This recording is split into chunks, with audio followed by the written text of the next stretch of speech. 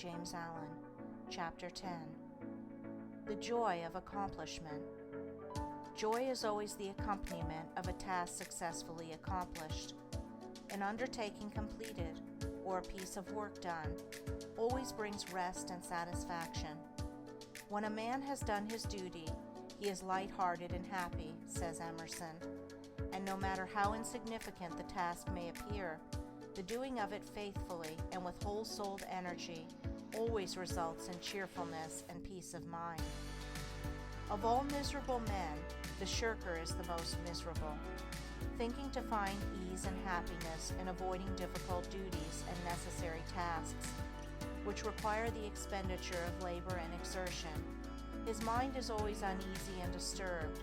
He becomes burdened with an inward sense of shame, and forfeits manliness and self-respect. He who will not work according to his faculty, let him perish according to his necessity, says Carlyle. And it is a moral law that the man who avoids duty and does not work to the full extent of his capacity does actually perish, first in his character, and last in his body and circumstances.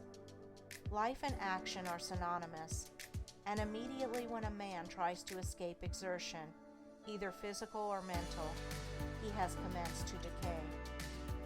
On the other hand, the energetic increase in life by the full exercise of their powers, by overcoming difficulties, and by bringing to completion tasks which coiled for the strenuous use of mind or muscle. How happy is a child when a school lesson, long labored over, is mastered at last. The athlete, who has trained his body through long months or years of discipline and strain, is richly blessed in his increased health and strength, and is met with the rejoicings of his friends when he carries home the prize from the field of contest.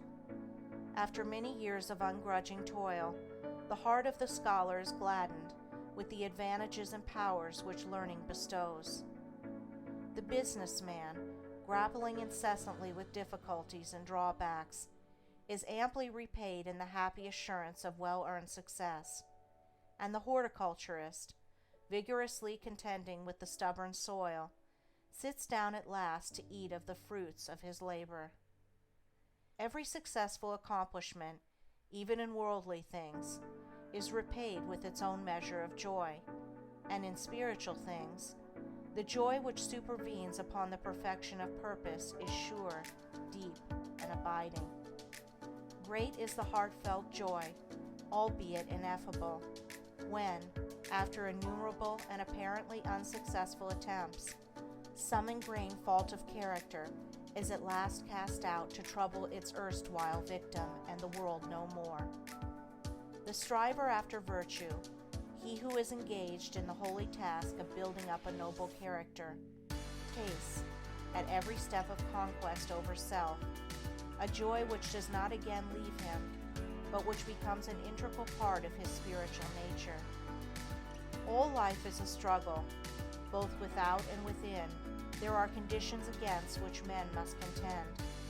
His very existence is a series of efforts and accomplishments, and his right to remain among men as a useful unit of humanity depends upon the measure of his capacity for wrestling successfully with the elements of nature without, or with, the enemies of virtue and truth within. It is demanded of man that he shall continue to strive after better things, after greater perfection, after higher and still higher achievements. And in accordance with the measure of his obedience to this demand, does the angel of joy wait upon his footsteps and minister unto him. For he who is anxious to learn, eager to know, and who puts forth effort to accomplish, finds the joy which eternally sings at the heart of the universe. First in little things, then in greater, and then in greater still, man must strive, until at last he is prepared to make the supreme effort, and strive for the accomplishment of truth, succeeding in which he will realize the eternal joy. The price of life is effort. The acme of effort is accomplishment. The reward of accomplishment is joy. Blessed is the man who strives against his own selfishness. He will taste in its fullness the joy of accomplishment. End of Chapter 10. Recording by Andrea Fiore. End of The Mastery of Destiny by James Allen.